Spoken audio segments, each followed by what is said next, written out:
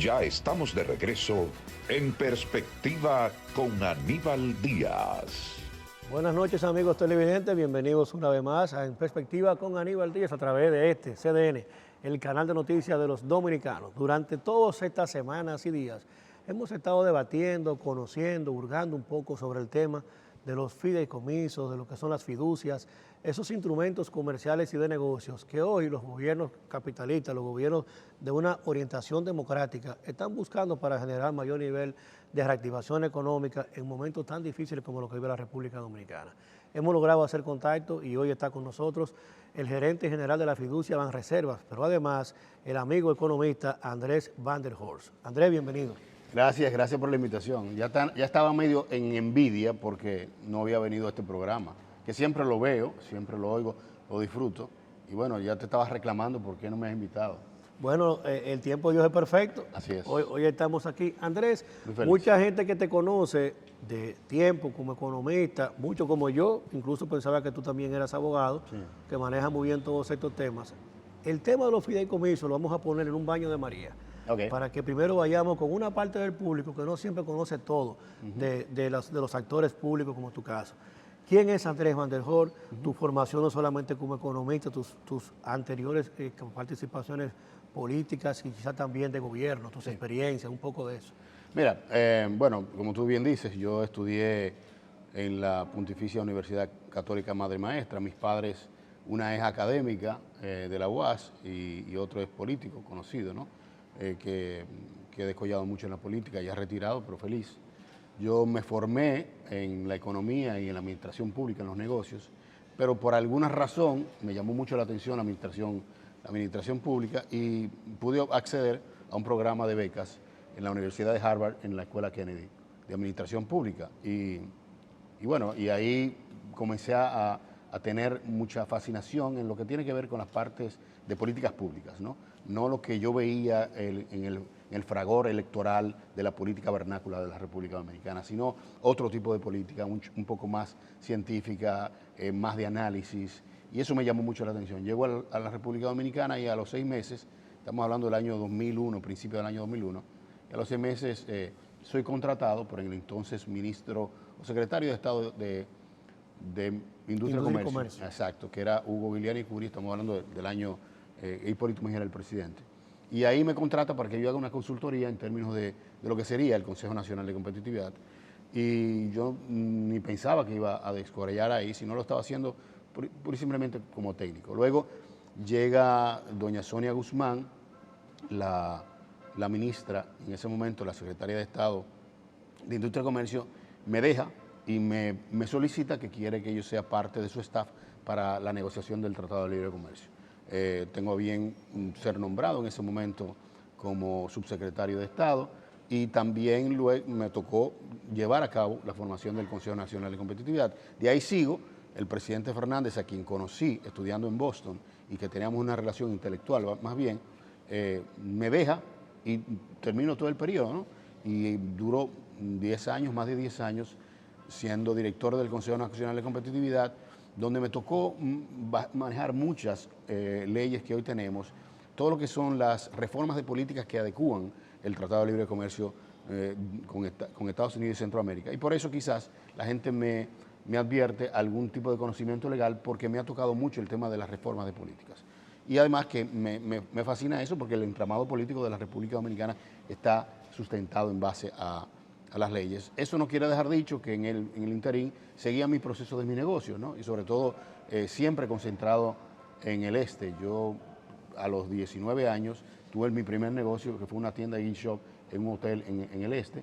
Luego seguí creciendo y eso siempre he tenido yo mis negocios ahí hasta que ya luego en el 2014 me mudo definitivamente a Punta Cana y es cuando inicio un emprendimiento junto a mi socio Fran Reyes Raineri, que es lo que es la cerveza de la Canita, siempre ligado a mi pasión, que es las políticas públicas.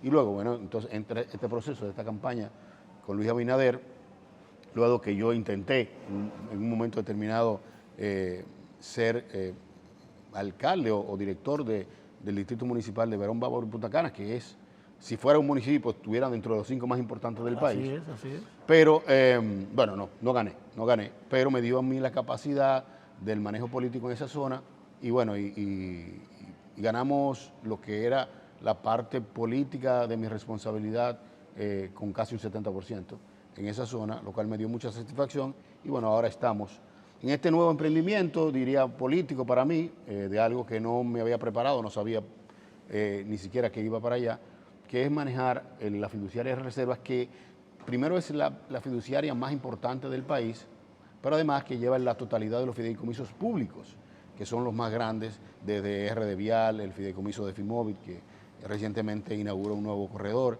los fideicomisos de Ciudad Juan Bosch, el de Mi Vivienda, etc. Entonces, es una nueva experiencia.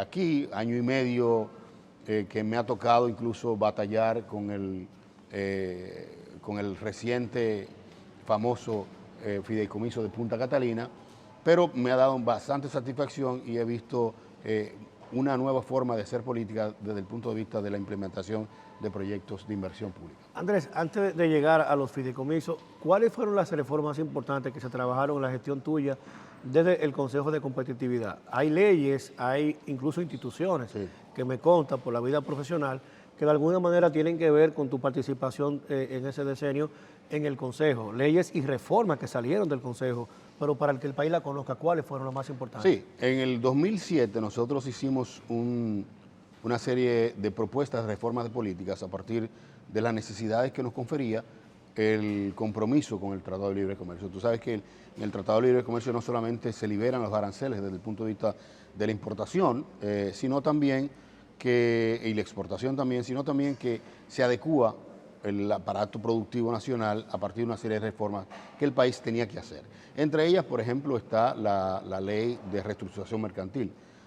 Quizás muchas personas no saben que antes de nosotros tener SRL, IRL, SAS, esos instrumentos que ahora se utilizan muy bien con un solo socio, dos socios, antes teníamos un solo instrumento de hacer empresas, que era la compañía por acciones. Entonces tú tenías que buscarte 7 sofismas, que eran los 7 socios, y hacer todo ese proceso, una cosa muy larga. Nosotros hicimos todo ese proceso de reforma. Y que además, Andrés, amigos televidentes, era una base legal que propiciaba el fraude, porque pocas veces, para no decir nunca, un negocio resultaba de 7 personas. Así es totalmente. Había en el 99% de las veces se estaba confiriendo ya desde el principio el fraude y una ilegalidad. Y sobre esa base obligaba a Andrés, que tenía una gran idea, a quizás un amigo que puso algo con él, a que buscaran 5 personas que le firmaran esos documentos para poder tener una compañía. De modo que esa transformación no solo fue muy importante en el orden comercial, mercantil como tal, sino que de alguna manera desmontó una visión del Estado de propiciar jurídicamente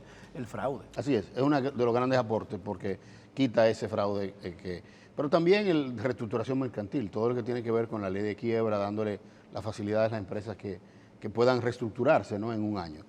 También estuvo lo que es la ley de competencia, todo lo que es el entramado que tenemos para la política antimonopólica, la ley que crea Proindustria, que es la ley de competitividad y desarrollo industrial e innovación industrial, que le da todas esas facilidades a Proindustria y que crea esa entidad que pasó de ser del CIRD a esa. También la ley de pymes en la República Dominicana, que crea el concepto de PROMIPYME y lo que tenemos hoy para saber cuándo una pequeña, cuándo una grande, cuándo una pequeña empresa. Otras leyes y decretos también que mejoraron mucho el clima de negocios.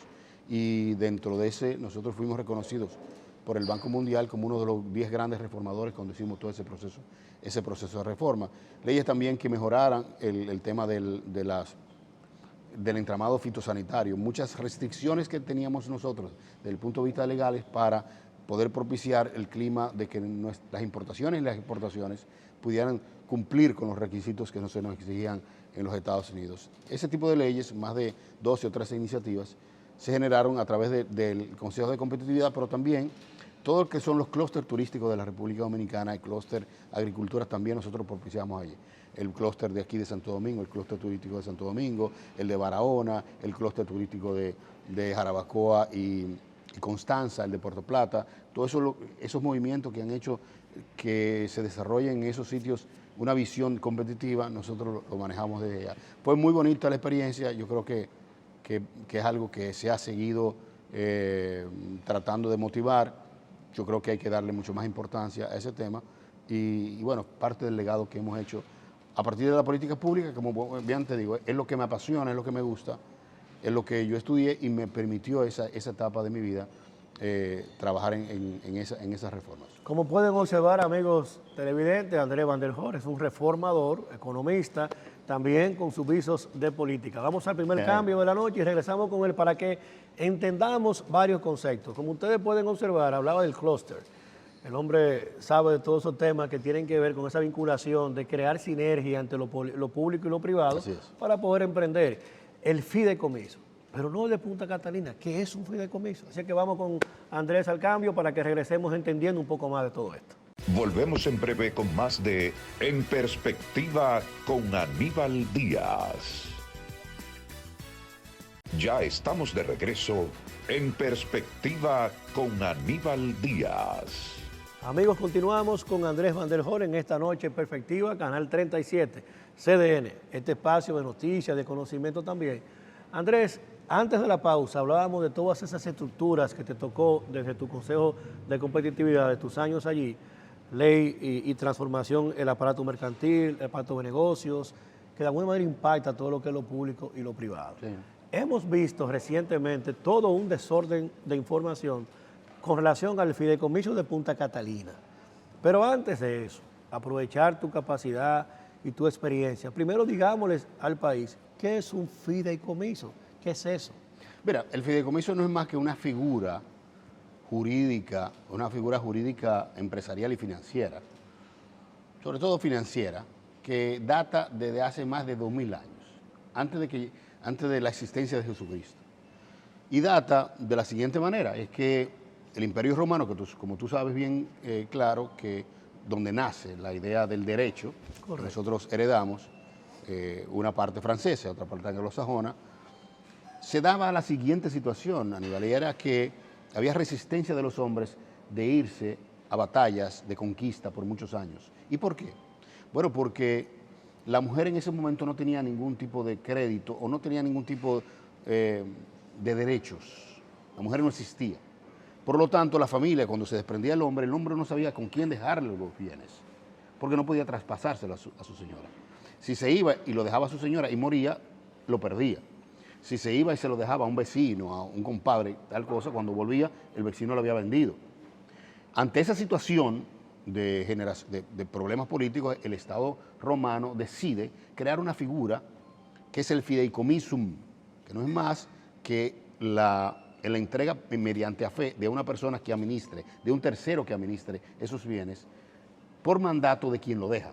Entonces, ahí nace la figura, en el Imperio Romano y en el derecho romano.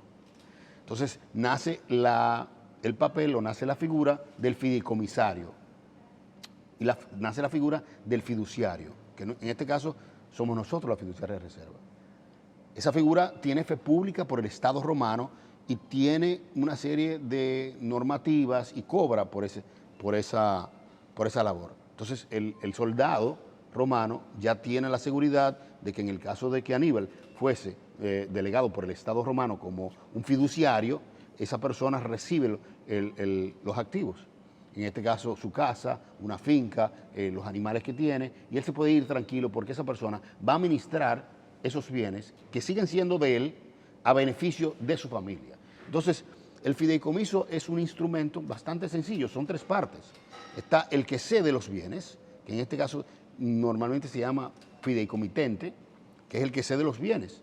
Está el fiduciario, que es el que administra, que en este caso es la fiduciaria de reserva. El que recibe los fondos, los bienes. La familia, ¿no? El beneficiario final, que es el fideicomisario, que es cuando se termina el acuerdo, recibe los beneficios y recibe los bienes, pero sigue siendo del dueño, ¿correcto? Entonces, esa figura va evolucionando y llega al derecho anglosajón y se convierte en el trust, que no hay ningún tipo de herencia en los Estados Unidos importante que no se maneja a través de un trust. O sea, pasa de ser fideicomiso al trust, que no es más que la palabra confianza, seguridad. Y en Latinoamérica se convierte, hace una especie de híbrido entre el trust y el fideicomiso comercial, que nace incluso del año 1864 con un gran pensador chileno llamado Andrés Bello, que fue uno de los grandes pensadores del derecho y reformador de Latinoamérica. Y en Latinoamérica tenemos el fideicomiso desde hace más de 100 años. Panamá, Colombia, México, Argentina, todos esos países lo tienen el fideicomiso y se maneja.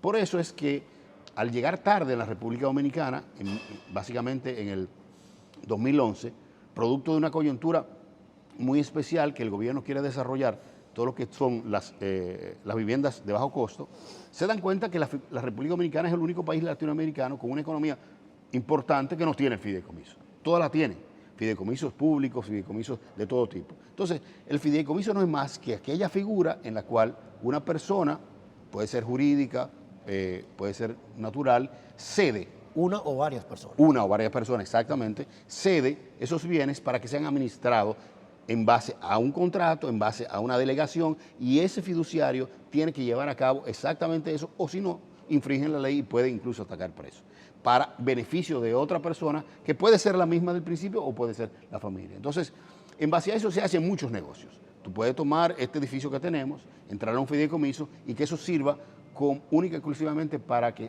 te sirva de crédito, de garantía para un préstamo. Tú lo puedes utilizar esto también para dejarlo a tus hijos. Tú puedes utilizar esto para muchas cosas, para hacer una inversión. Entonces, en base a eso, se crea la figura del fideicomiso público de hace 100 años. Y países como Colombia, como México, como Ecuador, como Bolivia, como Argentina, que era el segundo país más rico del mundo hace 70, 80 años, utilizan mucho el fideicomiso público para cuando el Estado tenga un bien, por alguna razón, que quiera manejarlo delegadamente, crea un fideicomiso, sigue siendo del Estado y se maneje en base a unos criterios que el Estado quiso que se manejara, de suerte de que esa transparencia genere confianza y no distorsione lo que es la dinámica normal del Estado. Porque un Estado está para administrar políticas públicas, para administrar temas desde el punto de vista del desarrollo social, etcétera, pero no necesariamente para administrar el peaje, por ejemplo, no necesariamente para administrar las construcciones de viviendas de bajo costo. Y en este caso tampoco estaba listo un Estado para administrar una termoeléctrica como Punta Catalina. Entonces, vuelvo y repito, el fideicomiso es una figura de más de 2.500 años que nace en el Imperio Romano, producto de ese problema de que no se podía delegar esos bienes a una persona que no tenía capacidad de control, se le delega eso y eso tiene un beneficiario final. Y eso es la forma más transparente, segura, que tienen todas las gerencias del mundo entero, para que personas que quieren delegar esos bienes y que incluso cuando mueran pueden ser utilizados con la visión y el mandato de que ellos dejaron a beneficio de otras personas. Conociendo la figura del fideicomiso desde la perspectiva totalmente histórica, legal también, y en el derecho comparado, porque has hecho una explicación que nos permite ver en perspectiva otras realidades como la de Panamá, como la de Colombia, Argentina, y en el caso panameño, más parecido también a nosotros, porque es un país pequeño que tiene un buen nivel de desarrollo, que incluso desarrolló primero que nosotros el tema de los peajes, el tema de las vías, el tema de los aeropuertos. Sin embargo, nosotros en los últimos años hemos ido muy atrás y estamos alcanzando niveles y quizás rebasando en algunos aspectos incluso esas economías. De modo que se hace mucho más urgente la figura del fideicomiso por el nivel de desarrollo de nuestra economía. Llega un momento que al crecer nuestro nivel de productividad y la diversificación de nuestra riqueza, hay riqueza ociosa, hay riqueza que de repente ese nivel de emprendimiento busca, ¿qué voy a hacer ahora? Ya quizás no es hacer más cerveza, ya quizás no es producir más cacao, más banana, yo quiero hacer algo distinto. Y bueno, surge el fideicomiso. Así es. Pongo ese dinero en un fideicomiso y como yo no sé de ese negocio, se lo entrego a la fiducia de reservas, que sí sabe administrarlo. Bueno, entonces vamos a invertir de tal o cual manera, pero yo no tengo riesgo de perder mi dinero, porque no lo puse a una gente X o Y en la mano, sino a un modelo estructurado que me permite que eso pueda desarrollarse con nivel y con previsión. Creo que vamos bien. Totalmente de acuerdo. Y lo que tú dices es muy importante para que tu público lo pueda conocer. En el negocio de las inmobiliarias, nosotros quizás nos hemos olvidado muy rápido porque la memoria es una memoria muy selectiva la que tenemos todos. Pero aquí era normal las anécdotas de desarrollos inmobiliarios que se quedaban a medio talle. Incluso recientemente yo estaba viendo un reportaje que se hizo en el programa de Alicia Ortega con un proyecto de hace 20 años de la Asociación Médica, que en ese momento era la Asociación Médica, que hoy es Colegio Médico, donde más de 400 médicos pagaron un inicial y eso se quedó vacío. ¿Por qué? Porque era muy frecuente que un proyecto inmobiliario, una persona cogiera un préstamo en un banco, lo utilizara para otra cosa, quebrara, y eso se quedaba ahí y perdía todo el mundo. Eso no se da. A partir de que hay una ley de fideicomiso, todos los proyectos inmobiliarios ahora mismo los bancos te requieren, yo quiero que tú me des un fideicomiso para tener la seguridad que la fiduciaria se va a utilizar ese dinero en lo que está haciéndose. Claro. Que el piso que usted ofreció esté ahí. Y eso ha permitido, Aníbal, que más de 250.000 familias desde hace 10 años puedan tener un acceso a una hipoteca y a una casa donde antes solamente era el gobierno que podía hacerla y regalarla. Claro. Más de 250.000 familias, no solamente en proyectos como el de Ciudad Juan Bosch, en proyectos inmobiliarios que propicia el gobierno, sino a nivel privado. Personas que pagaban 10, 12.000, 13.000 pesos de alquiler, que no tenían la capacidad de sacar una hipoteca porque no tenían ese crédito. Hoy en un fideicomiso el banco tiene seguridad de que ese dinero va a llegar y se va a utilizar bien.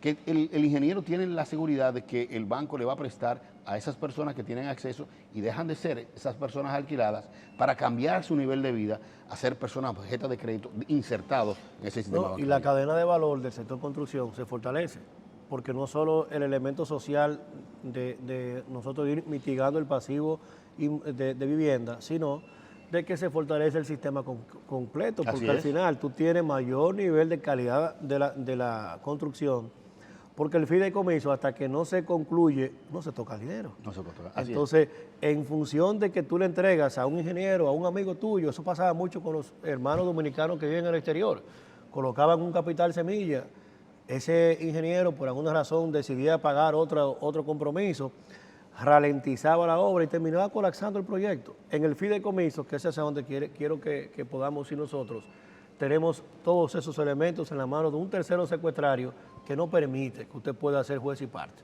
Entonces, vamos a Punta Catalina. Sí. Primero, aprovecharte a ti para que el país entienda que es Punta Catalina y el por qué es importante entonces el fideicomiso de Punta Catalina. Antes de tu respuesta, vamos a este bloque, a este cambio, y regresamos con Andrés Van der Hoorn y esta interesantísima conversación sobre los fideicomisos y en este caso, el de Punta Catalina.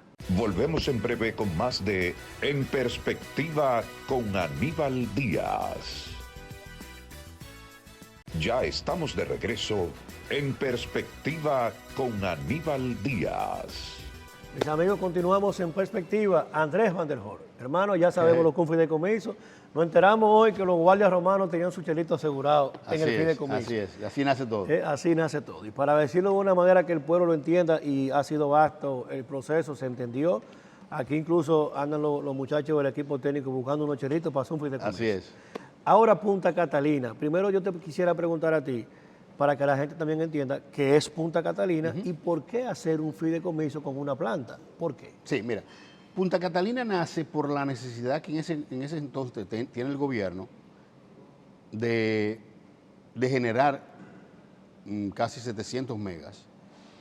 Y estamos hablando del gobierno en el año 2013, el gobierno de Danilo Medina. Hay una coyuntura y es que los precios de la producción en ese momento hacían que el déficit aumentara todos los días. O sea, la generación eléctrica, producto de la ley, de la reforma de energía eléctrica, queda en manos totales del sector privado. Cuando se le propone hacer una licitación al sector privado para la generación eléctrica de lo que necesitaba el país, el sector privado no quería invertir en una planta lo suficientemente eficiente que tuviera precios competitivos para bajar ese déficit y poderle dar luz eléctrica a todo el país. El gobierno en ese momento toma la decisión que, al margen de lo que podemos decir, de que fue sobrevaluada, subvaluada, que hubo corrupción, eso es otro tema, el gobierno en ese momento toma esa decisión y eso le confiere la Constitución de tomar ese tipo de acciones que van incluso en competencia con el sector privado.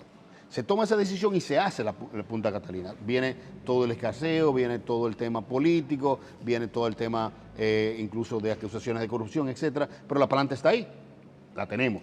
Una inversión de casi 2.400 millones de dólares, que es lo que dice ahora mismo, que se está haciendo ahora incluso una auditoría para determinar si es más o menos, pero bueno, tenemos esa inversión. Pero lo más importante de todo es que esa planta le genera al país el 33% de la producción eléctrica que tenemos nosotros. O sea, si esa planta colapsa el sistema energético de la República Dominicana. Y los precios se disparan. ¿Por qué? Porque es la planta que genera a menor precio.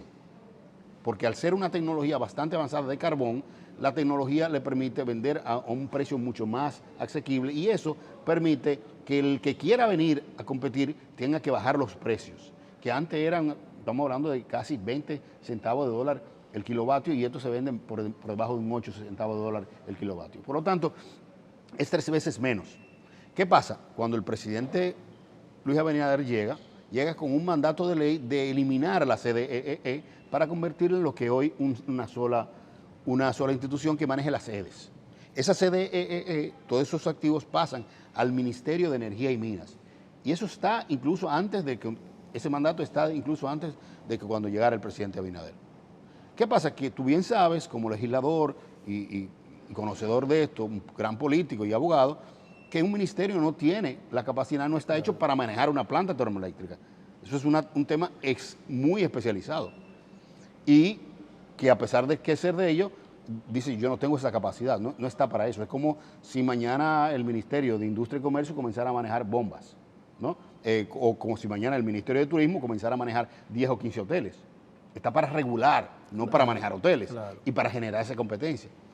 Hábilmente el presidente Abinader dice, bueno, no la vamos a vender, porque el gobierno pasado, el gobierno del PLD, habló de tener intención de vender el 50% de esa planta en 500 millones de dólares. Una planta que costó 2.500 millones de dólares. Esos 500 millones de dólares hoy, quien vaya a comprar la planta quizás estén en menos, porque la tecnología avanza. O sea, hoy en día una planta similar cuesta 3 veces menos. Entonces, un sector privado que quiere invertir te va a decir, no, yo por el 50% ahora mismo te doy tanto. Lo cual iba a traer una resistencia normal y legítima del Estado y decide no venderla. La mejor manera de no venderla, pero operarla fuera de la estructura del Estado, para que no tenga sesgos políticos, para que no se politice, para que mañana no venga un compañero que diga yo me fajé y quiero manejar esa planta y quiero que me paguen, sino para tener personas con la capacidad de manejar esa planta. Porque no es, vuelvo y te digo, no es una función pública, compite en el mercado, tiene que ser eficiente. ¿Cómo nosotros hacemos para que siga siendo del Estado? Para que nunca se venda, para que sea eficiente, para que deje el dinero suficiente y se maneje a nivel competitivo, vamos a hacer un fideicomiso. El soldado que se tiene que desprender y que deja a una fiduciaria para que la fiduciaria se encargue de buscar a las personas que tienen que manejarlo, de dar el mandato y que eso se siga manejando y que cuando termine la ejecución pase al mismo Estado, que en este caso es el Ministerio de Hacienda. Y los beneficios que deje, sean 100 millones de dólares, 200 millones de dólares, pasan al gobierno vía el Ministerio de Hacienda. Por eso es que entonces tiene 3 partes, donde las 3 partes son del gobierno. El fideicomitente, que es el Ministerio de Energía y Minas, que otorga el bien, dice me desprendo, pero me lo tienen que manejar de esta manera porque yo no lo puedo manejar. La fiduciaria que lo administra en base al contrato, en base a las leyes, la Constitución. Que sería las fiduciarias reservas, que es del Estado. Y el fideicomisario, que es el beneficiario final, que recuerda que era la familia que recibió los beneficios, que es el Ministerio de Hacienda que recibe eso. Que recibirá los fondos, los beneficios, todo lo que implica. Eso es el Punta Catalina, una planta termoeléctrica sofisticada que el gobierno heredó, que tiene que manejarla en una estructura de competencia y eficiencia, que no quiere desprenderla y no quiere privatizarla ni vender acciones, la maneja en el fideicomiso para que se maneje eficientemente y que esos beneficios pasen al mismo Estado. Pero decía la retórica, y no la guaracha, que ustedes los salseros saben mucho, la retórica vernácula que tú decías temprano hoy aquí, de gente que a mí me apena mucho. Yo tengo mucho respeto, cariño incluso por el presidente Fernández. Yo también. Y por su hijo Omar tengo una gran amistad con él.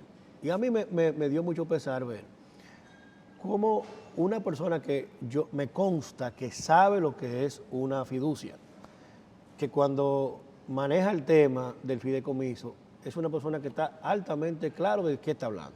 Cuando él trata, apelando a argumentos del contrato, de descalificar ese instrumento de modelo de negocio y de desarrollo de riqueza, porque al final, decíamos más temprano, el país está en un nivel de crecimiento que ya requiere por necesidad, como cuando usted está creciendo sus músculos.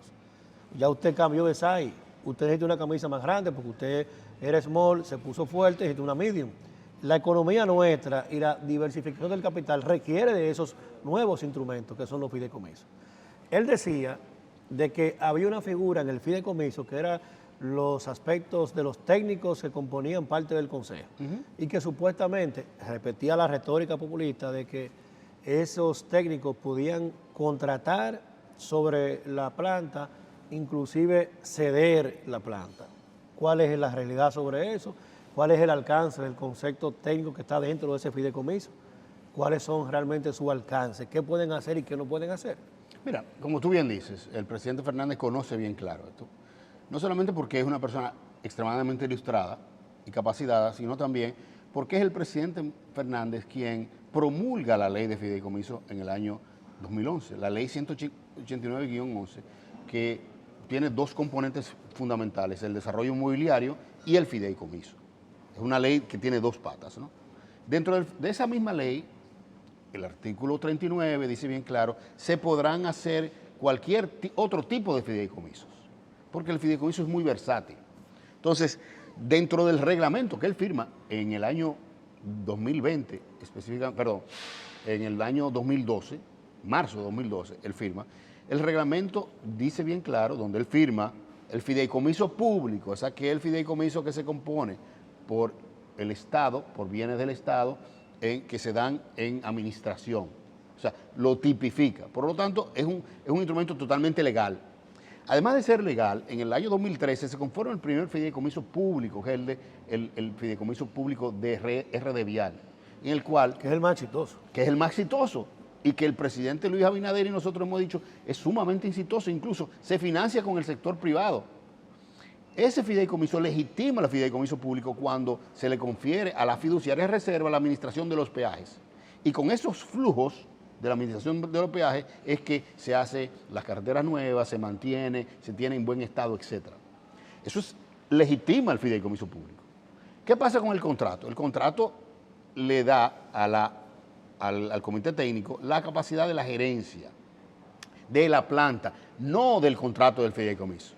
Y el contrato de fideicomiso, bien lo dice la ley 189-11, cuando ese contrato o ese mandato esencial del contrato se distorsiona, inmediatamente se anula. ¿Y cuál es la primera? Que la planta va a ser administrada para el Estado, en beneficio del Estado, y eso no puede ser violado porque incluso el artículo 28 de la Constitución es muy claro que cuando se enajena hasta más de 200 salarios mínimos tiene que pasar al Congreso. Por lo tanto, cualquier movimiento que si quiera hacer esa planta, que es del Estado Dominicano, en temas de enajenación o en temas de cederle a cualquier... Tiene que ir al Congreso. Eso es muy claro, porque la esencia, claro, la operatividad, o sea, el día a día, claro, el comprar un carbón en tal sitio. Porque la fiducia no puede llevar la parte claro técnica. Que no. Entonces, todo eso, igual que en un desarrollo inmobiliario, la fiducia no compra blog. La fiducia no contrata. Y es el ingeniero que desarrolla. Correctamente. Lo que se da a la fiducia es que se va a hacer exactamente lo que dice el contrato. Es la camisa de fuerza de ese ingeniero. Correctamente. Usted no cubicó, usted no cobra. Entonces, en ningún caso la fiduciaria va a firmar ningún contrato, y que se sepa, que estemos todos claros. Ese comité técnico lo que hace es el día a día de operatividad y le pasa a la fiduciaria para que la fiduciaria firme todos los contratos, sean de compra, sean de alquiler, sean de personal, todos los contratos. Y la fiduciaria de reservas garantiza en base a que se sigan las leyes desde la Constitución y las leyes normativas administrativas del país, que no haya ningún tipo de dolo, que no haya ningún tipo de contravenir las leyes. Somos nosotros que damos, pero así mismo lo estamos dando con Ciudad Juan Bosch, así mismo lo estamos dando nosotros con el FIMOVIT, con fideicomisos que vienen desde antes, que no han pasado absolutamente nada. Entonces, partir sobre esa base yo creo que ha sido más político de la cuenta. Yo creo que los políticos, incluyendo el presidente Fernández, han visto que el presidente Luis Abinader hábilmente ha encontrado en la figura del fideicomiso, como tú bien dices, en una economía nueva. Estamos hablando de que esta es una economía de casi 100.000 millones de dólares de Producto Interno Bruto, donde para seguir creciendo necesita ser creativa. Claro, tiene que seguir innovando. Correcto, y tenemos hoy en día una gran capacidad de financiamiento interno, producto de todos esos ahorros de las AFP, que necesitan la figura del fideicomiso como seguridad para que en el largo plazo ese rendimiento le llegue. Y la figura del fideicomiso lo que hace público es que busca inversión privada de rendimiento privado, sobre todo a través de la AFP, para el desarrollo de carreteras, para el desarrollo de pedernales, para el desarrollo del transporte, para el desarrollo del turismo, para el desarrollo del sector agua. Todos esos mecanismos que antes se financiaban mediante a toma de préstamos, muchos préstamos incluso muy cuestionados, aumento del déficit, ahora el ahorro interno a través del fideicomiso, sea que pague nosotros mismos que cotizamos en las AFP, podamos tener una seguridad de que esa inversión no va a pagar a nosotros nuestro retiro. Claro. Entonces, es una figura que el presidente Fernández sabe bien claro que es muy transparente, que él fue que la promulgó y que el mismo gobierno del PLD la legitimó, y qué bien, porque estamos aplaudiendo temas como Ciudad Juan Bosch, que le ha permitido que 25,000 familias tengan un acceso a una vivienda en un proyecto que hay que seguir apoyándolo. Y qué bueno que sea así, que no se hubiese hecho nunca sin la figura si no fuera por el fideicomiso. Entonces estamos claros primero de que el vehículo idóneo para administrar lo que es la planta a los fines de preservarla como un bien público es el fideicomiso. Total. Pasada esa página, está claro que el comité técnico no puede ceder la planta, Para no nada. puede tomar titularidad de derechos sobre la planta, Así no es. no puede enajenarla, no Nada puede de eso. comprometerla, no puede fiarla, no puede Nada de embargarla. eso. Él la va a operar en base a los criterios de eficiencia. Si no lo tienen en criterios de eficiencia, la fiduciaria misma y el gobierno dominicano lo puede cambiar en cualquier momento. Si se diera se aprueba el fideicomiso y se toma una acción que es totalmente contraria a los intereses públicos, está claro que de inmediato se queda intervenido ese consejo y que puede quedar anulado la participación de ellos. Totalmente, porque es que incluso lo confiere la misma ley 189.11. Nosotros tenemos como fiduciaria la responsabilidad incluso hasta penal de que si no se hace lo que dice los mandatos y las leyes, en base a ese contrato, nosotros podemos caer hasta preso. O sea, la responsabilidad es de la fiduciaria de reservas, que es parte del grupo reservas. ¿Y quién va a decir de que el grupo de reservas no se maneja bien y que la confianza del país en tantos y tantos ahorrantes no lo tiene el grupo de reservas? Visto todo eso, Andrés, ¿qué le queda al país con este tema de este fideicomiso? Está claro que es idóneo el vehículo, está claro que hay un espacio sano de acogida legal para que se pueda aprobar. El presidente lo ha remitido al CES. Sí. Lo remite al CES como una medida de un presidente reiterativamente abierto, conciliador, democrático, algo que incluso son de las cosas de nuestra realidad democrática. Se discute porque no se escucha. Exacto. Se discute porque no se habla. Entonces usted tiene un presidente que lo escucha. Exacto. Tiene un presidente que le habla, Sí. que toma decisiones, que se muestra y que gobierna de forma cercana con la gente. No, y era parte de lo que estamos vendiendo, el cambio. Pero correcto. De un gobierno anteriormente que era totalmente Desconectado del opaco, que no oía nada, que no había hablado nada.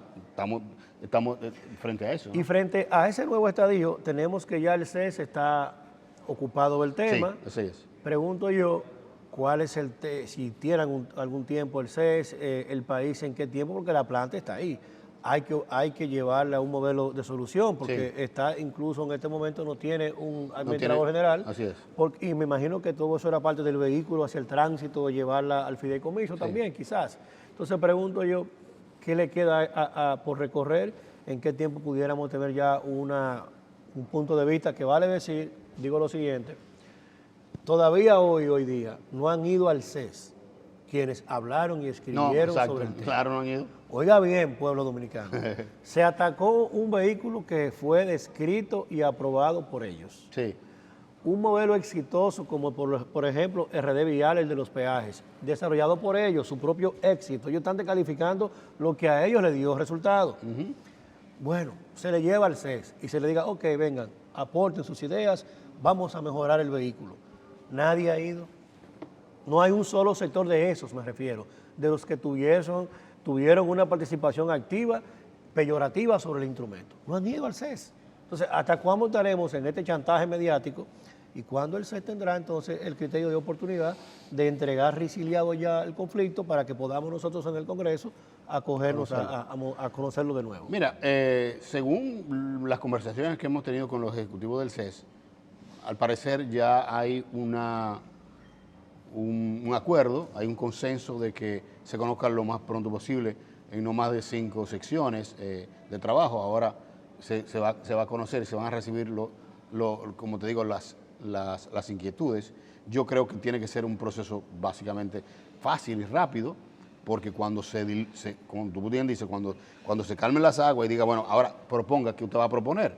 Si la propuesta son 4 o 5, bueno, se cogen ya. O sea, no va a salir de ahí. Van a decir, bueno, yo quiero que se haga, que se quede en el Ministerio de Energía y Minas. Pues, es una cosa absurda porque contraviene incluso la misma mandato del mismo ministerio. Pero yo creo que prontamente puede salir. O sea, yo entiendo que el CES ahora tiene una capacidad, o por lo menos una gran oportunidad, de poder demostrar una agilidad que a veces ha perdido ese prestigio de que se quedan las cosas ahí latentes. Sin embargo, el presidente de la República prometió el 27 de febrero introducir un instrumento donde se ve en detalles a nivel de la ley mecanismos que refuercen legalmente en el fideicomiso público. Y yo creo que también es un acto de desprendimiento democrático de un presidente decir, perfecto, vamos a enviar para que ustedes puedan ver dónde puede ser mucho más claro. Ese debate va a ser importante porque ahí el país entero va a decir bien claro, va a entenderlo, la representatividad de los diputados y los senadores a nivel nacional también van a hacer que se conozca mucho mejor, darle fortaleza a un instrumento que no es que sea ilegal, que merece, que vamos a poner detalles en la ley, perfecto, eso es parte del proceso de fortalecimiento. Entonces, yo creo que una gran oportunidad para reivindicar la figura y que salga más fortalecida, no solamente desde el punto de vista del fideicomiso público, que como usted decía, tiene una capacidad de crecimiento. Es del fideicomiso privado, a nivel privado, que tiene una capacidad inmensa. Yo te voy a dar un dato para terminar y para ponerlo en contexto. El 64% del Producto Interno Bruto de México se hace mediante fideicomiso. Y no fideicomisos públicos, que son muchos, fideicomisos privados.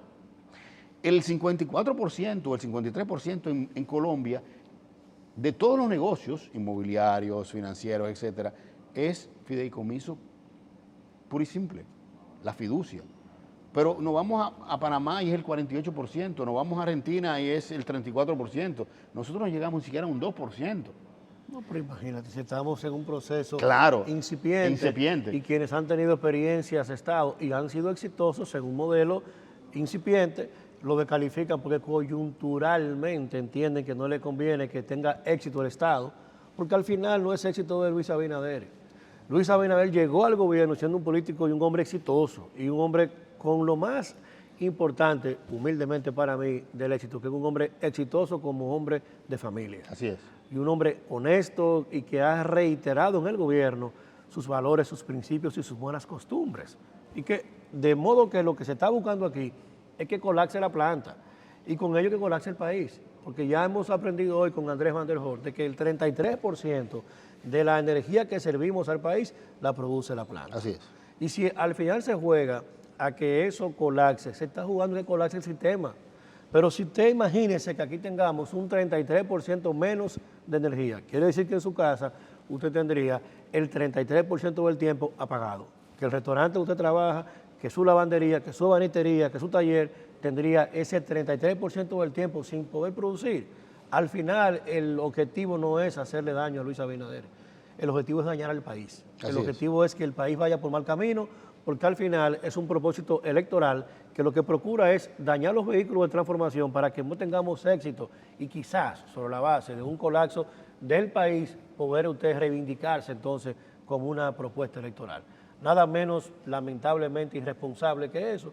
Por eso decía en el introito de este análisis de que son gente a la que uno le tiene estima, pero evidentemente que el país está por encima de todos nosotros y que tienen que darse este tipo de elementos para que la gente pueda ponderar bien de qué estamos hechos los hombres públicos, hasta dónde somos capaces de jugar y ceder en función de nosotros poder colocarnos en la prueba electoral.